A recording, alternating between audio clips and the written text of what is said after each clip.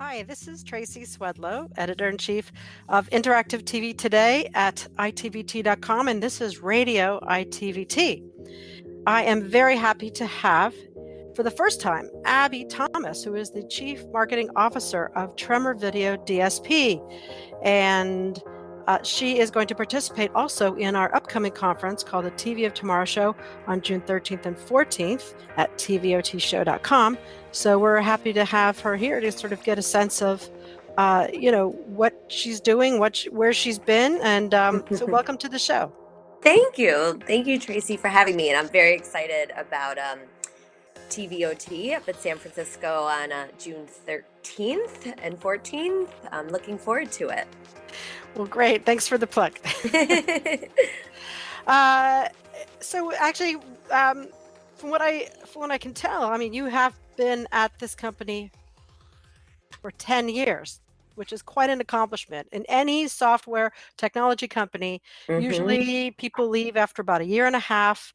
They move laterally. They look for, and of course, being a woman, it's always very difficult to stay at a particular place because, sometimes you'll reach that glass ceiling or something. But it seems to me that you went from, 0 to 100% CMO, right? So, I mean, not only are you tenacious, but you have obviously demonstrated your value to the company. They trust your instincts and things. So can you tell me a little bit about what your position is now, where you came from, and then we'll go on to what the company does and what they're going to do in the future.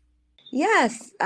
So just to say off the start, I think loyalty is one of the most undervalued sort of qualities that a person can have. And I've always sort of considered myself to be a very loyal person, but it isn't just loyalty that keeps you with an organization for 10 plus years, which is very much like a lifetime in digital and video.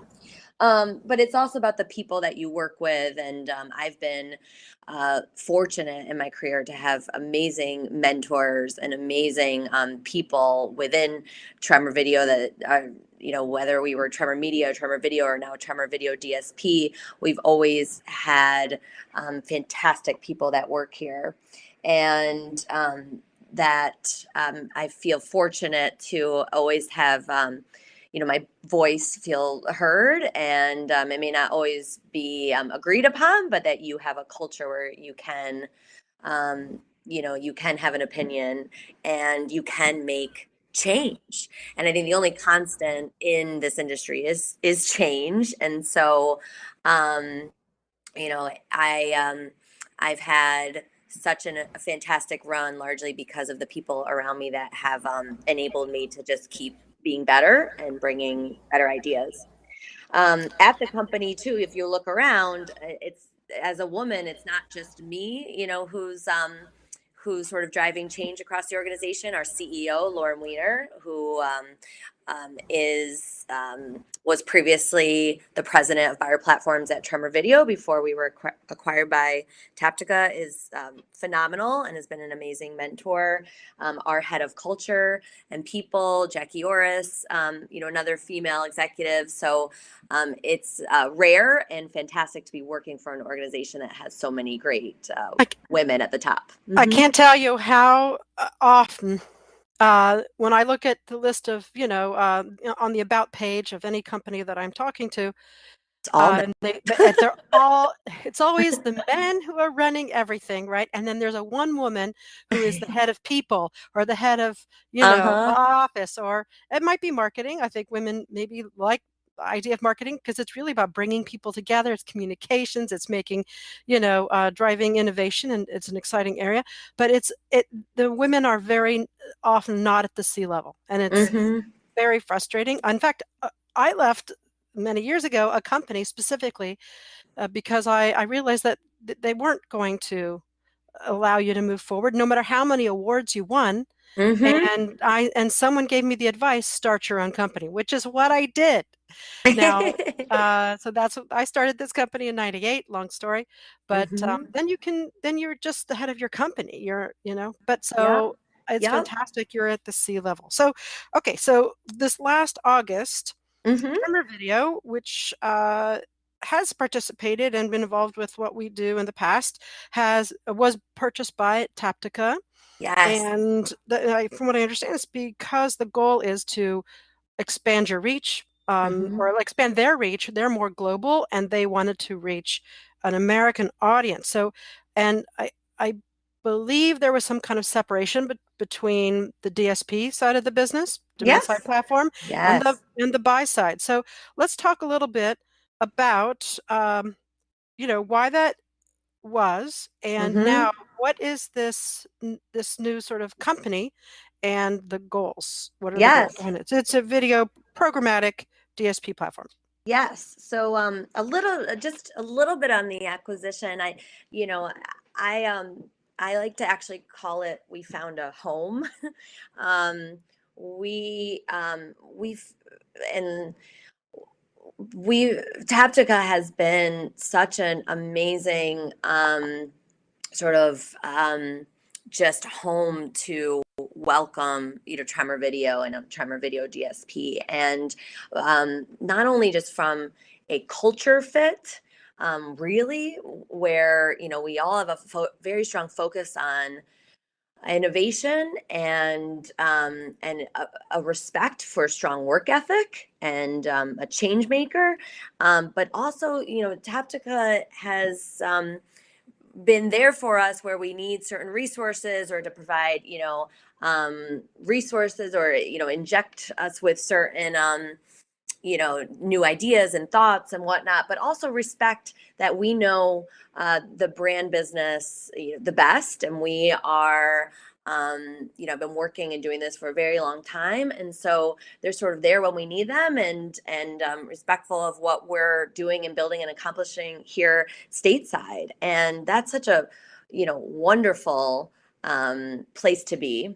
And Hagai Tal, who's the CEO of Taptica, had a vision of acquiring a company that was doing great brand work for advertisers, and I think sort of fell in love with this company and what we were doing and what we were offering and what we had to say and the people here, and he really valued the demand side of the business, and as much as we do, as all of us here, and me especially being here for so long, value the advertiser side of the business. And so it's very refreshing to, have a renewed focus on, only being that partner to advertisers that works best for the demand side of the business. And we wish Telaria, now the old side of the business, the SSP side, the best, and we're still a major partner with them. They're still a very huge client of ours. As a former shareholder, I'm very keen on Telaria doing very well, but I feel reinvigorated by this business now as a standalone demand side platform entity, and that's really exciting. Go ahead.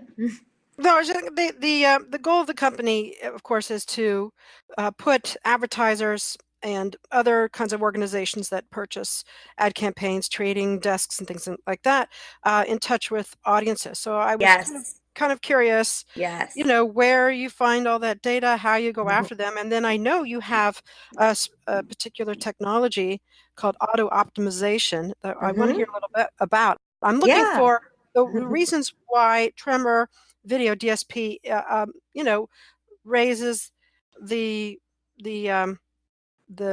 what's the right raises the bar. Like, what makes it unique? What makes it unique? Why did Taptica buy?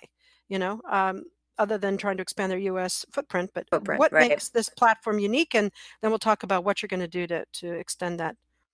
There's two key pieces of business that we do extremely well, that layered on top of our video approach, we'll talk a little bit more, make us a very, very strong and important partner to brands. So the first is data. So our job is to matchmake advertisers to their audiences, and to really take that from this sort of one-to-many approach down to one-to-one specific targeting. And so we partner with a variety of different data data technology partners, new emerging technologies, and we always have an eye for that, for what's next, what's new, what are new emerging technologies that are really going to allow marketers to reach someone they never reached before, to infiltrate a living room, and we've always been open to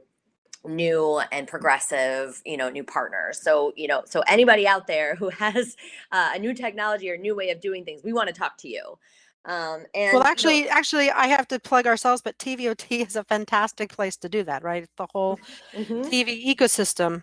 They're looking for partnerships and alliances, trying to figure out who are the smart companies, who know what, which companies know what they're doing, who can talk. Well, a lot of them didn't even exist a year ago, like you have to always have an eye for that. So we've created this hub of data providers, and most of them, Tracy, are exclusive to us. So we try to, curate them, find them, bring them in-house, create a home with these data partners that provide a very unique value proposition to our clients. So, one is Alfonso, which is a TV data company that reaches 34 million households. And so through them, we can power brands' connection into a living room.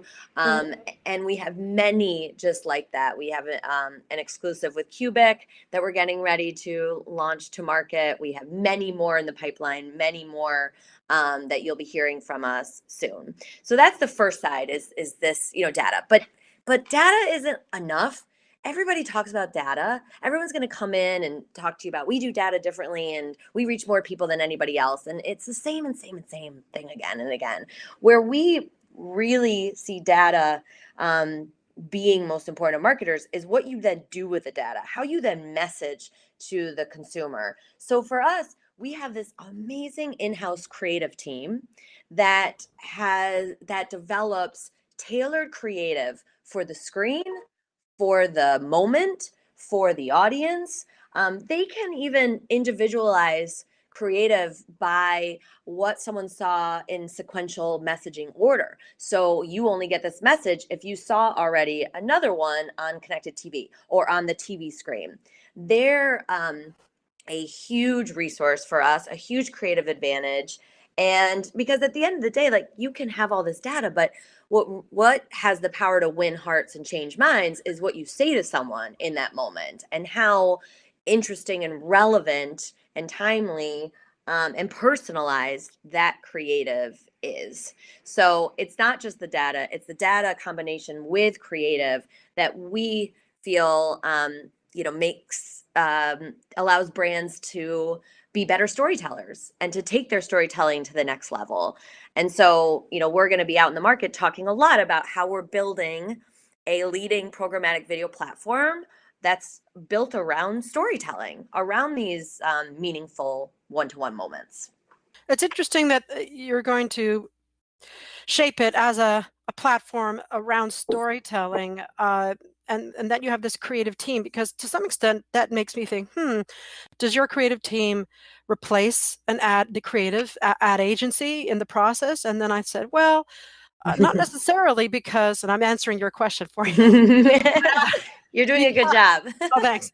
Because I know in my own experience that sometimes the company that understands their platform, if they have a creative wing of it, they'll know what best to do with it. And it might not, in collaboration perhaps with a creative advertising team. So I answered your question for you.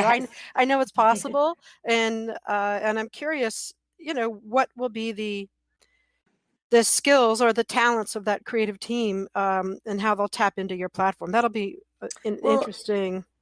I mean, it's definitely not meant to replace, to your point. It's we like to say we can do as heavy lifting or as light lifting as possible, but there are so many formats. I was at this variety conference yesterday, and the CMO at MTV was talking about the launch of Jersey Shore. It's coming back in a few weeks, and they've created 500. No. Yes, yes, it's coming back. But they've created 550 different creative assets to launch this campaign. Now, that is the world we're living in. There's no longer a one size fits all. So if you can leverage as added value a creative team that can take your creative for your Galaxy phone that has a different application than your creative for your iOS, than the creative for your tablets, than your creative that runs on your connected TV, and allow you a little help in the process that's going to, deliver better engagement or deliver a better experience. I think most marketers are going to want to take advantage of that. But it doesn't sit alone. It has to also have the larger message of, us going out and talking to creatives and talking to, creative agencies and talking to marketers who, own the brand, and saying to them, look, you have never ever been able to have this type of one-to-one conversation with someone before, ever. It was always, modeled, and it was always sort of, I think we might be reaching the right person, but this is true one-to-one, targeting. So what would you say to them in that moment? And probably something you're going to say to them is different than what you'll say on TV. It's different than what you're going to drop in a news feed, somewhere. It's different than the billboard you're going to put on. So now challenge you to think about digital and all the different screens it can mean for you. So, as you're a demand-side platform, DSP, that means that you aren't necessarily providing, though, a full platform, or you're creating those one-to-one conversations. So are you somehow leveraging Taptica's social software or something?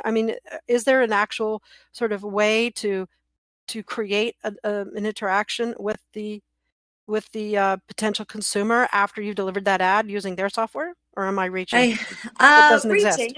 There's synergies that we're always have an eye for in future. What we can do is connect someone from the TV screen directly to their phone. We can connect them to tablets. We can connect them over to connected television. So, of course, we want to provide an end-to-end solution, but for now, it's within, all the video moments that take place through a user's experience. And I noticed also in your bio, it said something about you spearheaded an exclusive category for TV retargeting. Where does that follow in all of this? Well, it's about product innovation, right? And so, the latest partnership that we've been very, vocal and out on the street about is helping brands really infiltrate and own this sort of idea of the modern living room. And there are 200 million plus pay TV viewers, right? Still out there. TV is still huge, and why not? It's beautiful screen, and people build living rooms around it. It's has amazing reach. It can launch movies. It can do incredible things. Yet we all know that the experience of how people watch live TV is different. People are distracted. People are doing different things. People don't even fast forward anymore through commercials because they pick up their smartphone and they do something else. We are living in a, sort of distracted world. Our stats, you see all this research, right? About the 70% of the population multitasks online while watching TV, and more than half of TV viewers, pick up their phone at a commercial break. And what are they doing? Well, they're not just on social, they're playing games, they're doing email, they're doing all of these different things. And so for us as a video company to look at the user trends in the industry was like, well, man, we need to take our video reach and capitalize on this idea of a couch screen, this idea that there is a way to amplify off TV messages right in the moment. Literally, that there were 80 million addressable devices watching the Olympics in those moments, and that brands should not just think about how to buy NBC, and they should do that, and they should be around the Olympics if that's their desired audience, on air and on all of NBC's platforms, but they should also be thinking about how they can get into a viewer's, couch. And so our partnership with Alfonso to power, their video retargeting exclusively was about having a partner that connects us directly into a TV screen, and TV viewing behaviors across, 1 in 4 households in America, that we can give advertisers an accurate picture of what those homes are doing and help them infiltrate the couch screen. So, You mean linear? You mean linear? Is that what you mean? Taking a linear experience and making it digital. So saying, that my phone, I'm going to serve an ad on your phone when you're watching the Olympics now. Mm-hmm. And syncing into that moment, because we hear again and again that consumers want their advertising to match what they're doing. They want it to be relevant. They like when their ads match what it is that they're watching on TV. And so, we now have the power to take Olivia Pope, who walks off the screen, and, that beautiful Cadillac comes onto the first pod after, Scandal. And that ad can now extend and drive off the screen and onto somebody's couch through a gorgeous 360-degree video that our creative team can build. That's what I'm talking about. That type of power now of winning audiences' attention on many different screens. Are you guys looking into the potential of ATSC 3.0 technology, which will revolutionize the local television market into being a completely on-demand interactive service? I mean, we're going to be doing a lot of investigation into that at Yes. TVT coming up. So that will allow companies to reach linear, over-the-air programming. We are very interested in that. I mean, linear, to be able to, anywhere people are watching TV and we can, we can create an on-demand ad experience, we want to be. So yes, definitely interested to see how this evolves. And so what are the steps, other than being on this radio show, are you going to take, do you think, in the next few months, 6 months, year?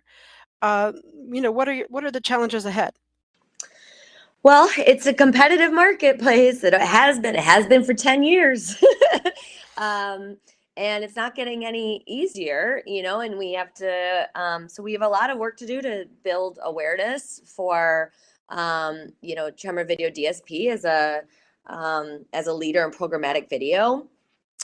We have to continue to innovate. We have to keep coming up with new and interesting solutions for our clients. But I think you're going to see a lot more of us, of our brand, out in the marketplace. You're going to see us have an eye towards, global expansion. Obviously now with the synergies with Taptica, to see more coming on that end. And, other than just sort of trying to multiply all of us on the team, we're hiring, we're staffing up. So if go to the website, if anybody's in the market for working for an amazing, innovative company. I recently just recruited back my new head of product marketing, who left us for 2 years, and brought her back. And I think that just shows, again, me being here 10 years, like this is the type of company that people love working for. Jessica La Rosa. Yes, Jessica La Rosa, who is my right arm and helping us continue to launch new products all the time. I think sometimes, so many times, we always are looking at launching new things and trying out new ways to help our marketers stand out and make an impact. I want to quickly go back to the data topic for a second, because I didn't ask, which is, do you guys find, because you didn't really list all of your partners, your partners. We would be on here for a long time if I talked about all of them. Okay. Do you find, or are your customers asking you for data that allows them to understand the emotional responses on social media, or emotional responses to specific, regular television shows? And, are the showrunners asking you to give you that kind of information, or you're pretty much dealing with the agencies and the desks and their needs? But I'm kind of curious if the content companies are asking for that information through their agencies. You know what I mean? Like, what's getting back to you? Do you know? Yeah. So,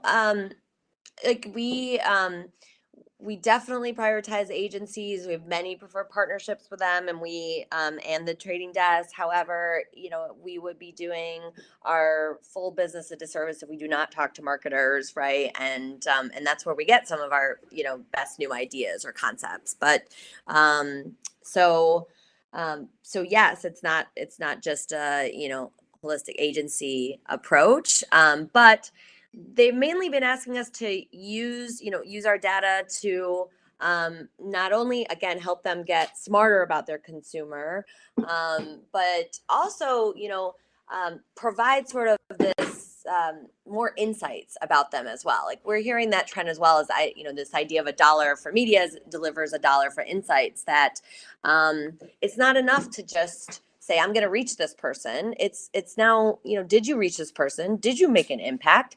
Did you sell a product? Did you get them to turn on a TV show? Did you get them to walk into a movie theater?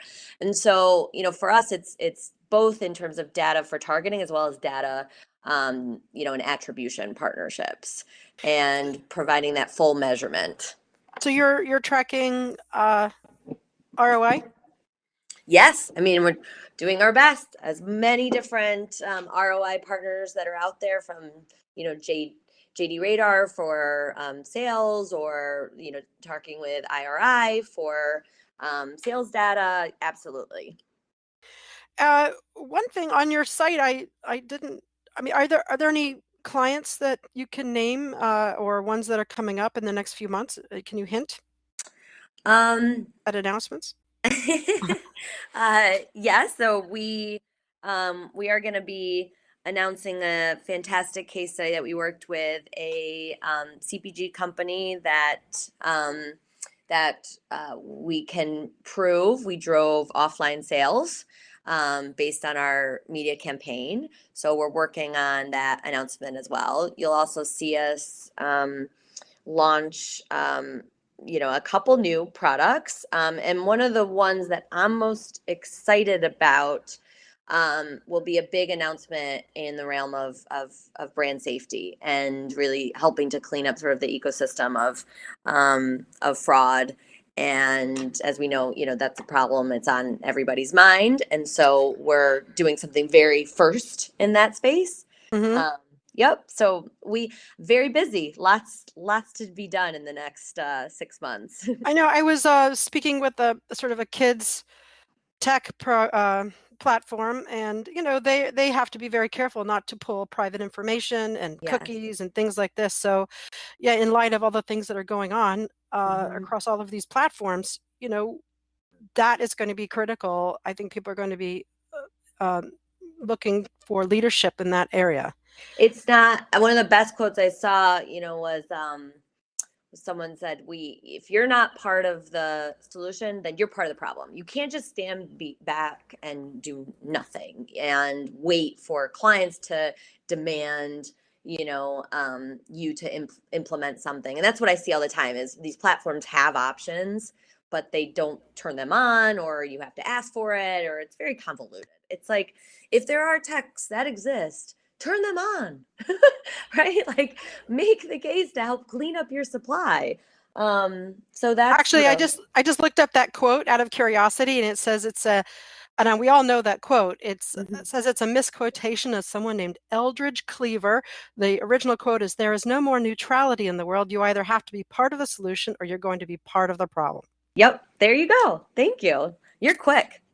I'm sitting here and I can type fast. Piano lessons when you're kids, guys. Okay, I think that answers all my questions. And there's anything else you'd like to add that we didn't tap into? No, I've really enjoyed this talk. I think look for a lot more to come from Tremor Video DSP, and again, for anyone looking to join an innovative company with a lot of opportunity, I would encourage you to go check out our website and see all of the job postings that are available. And for any of our competitors, we'll see you out there on the street. I know someone I'm going to send your way. Perfect. I would love that. Away. And you're are these jobs in Santa Monica or somewhere else? New York, Texas, Santa Monica, they're everywhere. So yes, we have many opportunities right now. We try to help people get matched up around here as well, on top of just providing education. All right, well, so thank you so much, Abby. I really appreciate it. Thank you, Tracy. We'll be seeing you soon in June. Fabulous. This is Tracy Swedlow, Editor-in-Chief of all things ITVT, and co-producer of the TV of Tomorrow show, June 13th and 14th. Tremor Video is at tremorvideodsp.com, which is TREMOR M as in Mark, O-R, video, D as in dog, S as in Sam, P as in pink. I don't know what the military things are for that. TremorVideoDSP.com. And thanks so much. Speak to you another time. Take care.